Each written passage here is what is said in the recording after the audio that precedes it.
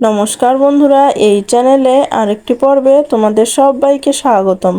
তো বন্ধুরা, তোমরা কেমন আছো? আশা করি দেশ কিংবা দেশের বাইরে যে যেখান থেকে আমার এই ভিডিওটা দেখছো তারা সবাই ভালো আছো এবং সুস্থ আছো। তো বন্ধুরা, প্রতিদিনের কাজগুলো যদি আমরা কিছু টিপস ফলো করে কাজ করি তাহলে কিন্তু সংসারে কিছুটা আয়ও হয় এবং নিজেদের জন্য কিছুটা সময়ও বের করতে পারি। তো তারই কিছু জানা অজানা টিপস নিয়ে চলে এসেছি এবং সাথে নিয়ে এসেছি নতুন একটি ধাঁধা। তো চলো বন্ধুরা, দেরি না করে টিপসগুলো দেখে ফেলি।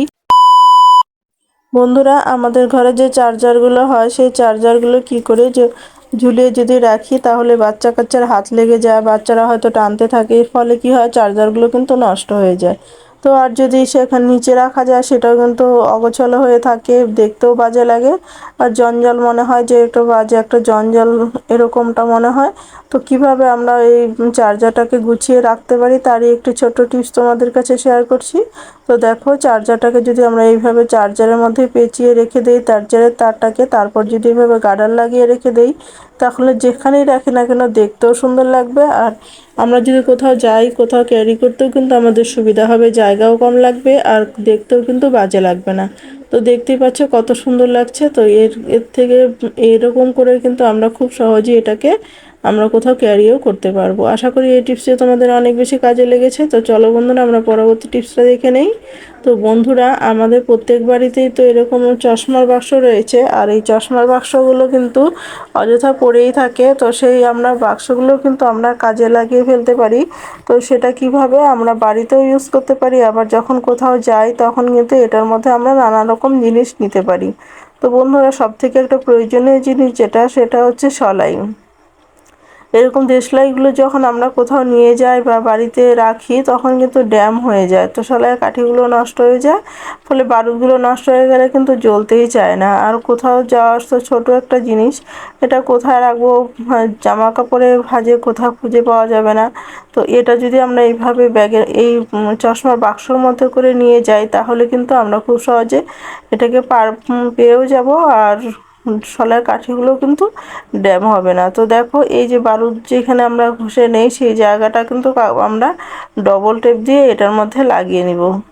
লাগিয়ে নেওয়ার ফলে কি হবে, আমরা খুব সহজে এখান থেকে যখন দরকার তখন কিন্তু আমরা আগুন জ্বালিয়ে নিতে পারবো, অসুবিধা হবে না, কোনো রকমই অসুবিধা হবে না। তো দেখতে পাচ্ছ কত সুন্দরভাবে আমাদের একটা টুল তৈরি হয়ে গেল। তো আশা করি তোমাদের এটাও বেশি অনেক কাজে লেগেছে। তো বন্ধুরা, ভিডিওটি যদি ভালো লেগে থাকে তাহলে একটা লাইক করে দিও, আর বন্ধু বান্ধবদের কাছে শেয়ার করতে একদমই ভুলো না কিন্তু। তাহলে বন্ধুরা, চলো পরবর্তী টিপসটা দেখে নেই। তো বন্ধুরা, আমাদের প্রত্যেক বাড়িতেই তো আমরা পেঁয়াজ খাই, আর পেঁয়াজ যখন আমাদের আনা হয় তখন তো মোটামুটি অনেকগুলোই পেঁয়াজ আনা হয়, আর এখন যে জিনিসের দাম সেটা পেঁয়াজগুলো কিন্তু ঘরে থাকলেও নষ্ট হয়ে যায়। তো পেঁয়াজের মধ্যে কি হয়, পেঁয়াজগুলো দেখবে, পেঁয়াজগুলো কাটার পর উপরটা ভালোই দেখা যায় কিন্তু ভেতরে কিন্তু পচা থাকে, এরকম পেঁয়াজ কিন্তু অনেক পাওয়া যায়। তো কিভাবে আমরা যদি ঘরে রাখি, এতগুলো পেঁয়াজ যত্ন করে একটু রাখতে হবে। তো কিভাবে রাখবো পেঁয়াজগুলো যাতে অনেক দিন ভালো থাকে, নষ্ট হবে না? তো এরকম যে ধরনের যে বস্তাগুলো হয় না বন্ধুরা, এই বস্তাগুলো দেখবে, এই বস্তাগুলোতে কিন্তু বাইরের থেকে আলু বলো, পেঁয়াজ বলো, রসুন বলো, এইগুলোর মধ্যে করে করে নিয়ে আসে কিন্তু, কারণ হচ্ছে এটার মধ্যে থাকলে নষ্ট হয় না। তো এটার বস্তাগুলো কেটে যদি আমরা পেঁয়াজগুলো একটু রেখে তারপর ঝুলিয়ে রেখে দেই তাহলে কিন্তু আমাদের পেঁয়াজগুলো কিন্তু খুবই ভালো থাকবে। তো দেখো কিভাবে আমি কেটে নিচ্ছি, এর আগে একটা আমি কেটে রসুন রেখেছিলাম, এখন আবার আমি কেটে পেঁয়াজ রাখবো। তো কিভাবে কেটে নিচ্ছি তোমরা দেখো। তো এভাবে কিন্তু আমরা খুব সহজেই আমরা এই বস্তাটাকে কেটে তারপর এটা পেঁয়াজের জন্য বস্তা একটা তৈরি করে নিব। এভাবে কিন্তু তোমরা দীর্ঘদিন ঝুলিয়ে রেখে দিয়ে তারপরে কিন্তু পেঁয়াজ এটা খাওয়া যাবে বা ব্যবহার করা যাবে। তো দেখো, আমার বস্তাটা কাটা হয়ে গেল। তো এটার মধ্যে এখন আমি পেঁয়াজগুলো রেখে দিলাম। তো রেখে দিয়ে এইভাবে ঝুলিয়ে রাখবো, আর এই যে পাশে ফাঁকা রয়েছে, যখন আমাদের প্রয়োজন তখন এই ফাঁকা দিয়ে পেঁয়াজ বের করে আমরা কিন্তু ব্যবহার করতে পারবো। আশা করি এই টিপসটিও তোমার অনেক বেশি কাজে লেগেছে তোমাদের। তো চলো বন্ধুরা, তাহলে পরবর্তী টিপসটা দেখে নেই। তো বন্ধুরা, আমাদের রসুন তো প্রত্যেকেরই, আমাদের মহিলাদের রসুন ছুলতেই হয় প্রত্যেক প্রতিদিনের রান্নাতে। হঠাৎ কোনো দিন বাজা হয়তো রসুনটা লাগে না, তো তা প্রত্যেক রান্নাতে প্রায় আমরা রসুন ইউজ করি। আর রসুন আমাদের ছোলাটা কিন্তু মহিলাদের একটু বিরক্তিকর ব্যাপার, আর রসুন ছুলতে গিয়ে হাতের তো একদম 12টা বেজে যায়। তো একদম হাতে আঙুলগুলো ব্যথা করতে থাকে।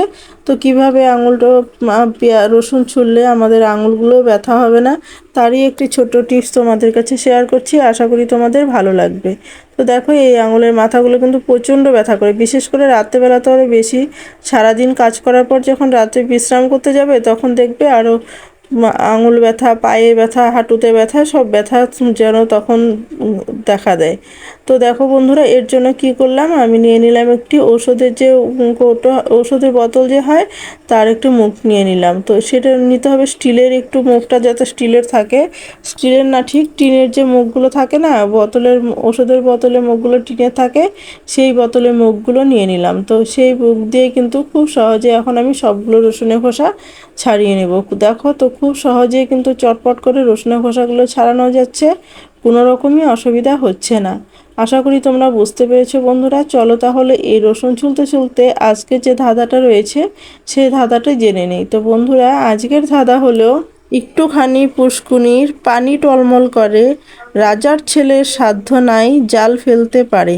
তো বন্ধুরা, তোমাদের যদি ধাঁধার উত্তরটি জানা থাকে তাহলে কমেন্ট করে অবশ্যই জানিয়ে দিও।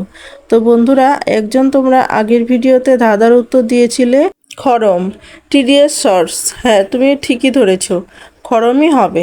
তো আজকের আশা করি আজকের ধাঁধাটাও তোমরা বলতে পারবে বন্ধুরা। তো দেখো কত সহজে আমরা চটপট করে রসুনের খোসাগুলো ছাড়িয়ে নিতে পারলাম।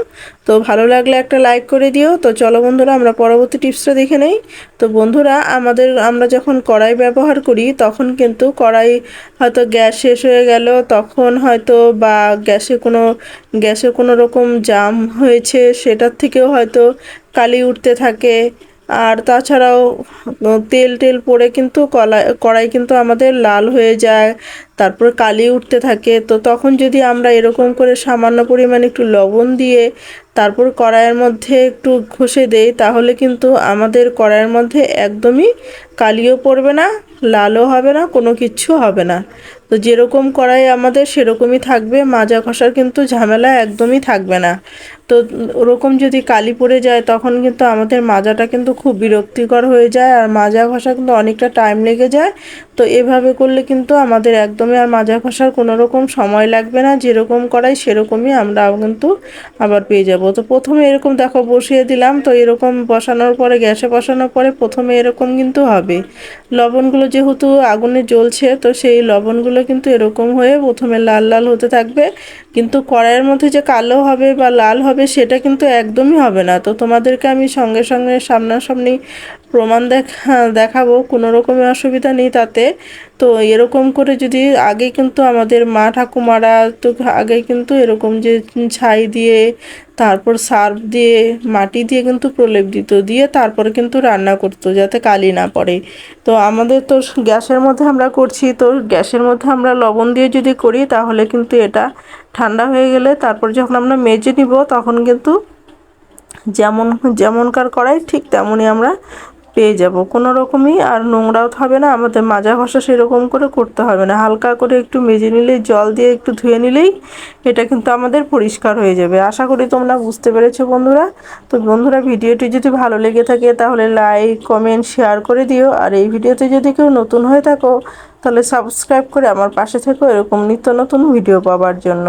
তো বন্ধুরা, তোমরা দেশের কোন কোন জায়গা থেকে আমার এই ভিডিওটা দেখছো তা যদি কমেন্ট করে জানাও তাহলে বুঝতে পারতাম দেশের কোন কোন জায়গায় আমার বন্ধুরা রয়েছে এবং আমার ভিডিওটা পৌঁছেছে। তো দেখতেই পাচ্ছ এটা কিন্তু ঠান্ডা হতে হতে হাত দিয়ে একটু, শুকনো হাত দিয়েও যদি তোমরা একটু ঘষে নাও তাহলে কিন্তু এই যে লবণটা এটা কিন্তু উঠে আসবে। তো দেখতে পেলে আমি গরমটা তবুও একটু আঙুল দিয়ে ফোটাতেই কিন্তু বারবার পড়ে যাচ্ছিল। তো বন্ধুরা, তোমরা সবাই ভালো থেকো, সুস্থ থেকো, এই কামনাই করি ঈশ্বরের কাছে। আজ তাহলে এই পর্যন্ত, দেখা হবে নেক্সট কোনো ভিডিওতে, কেমন?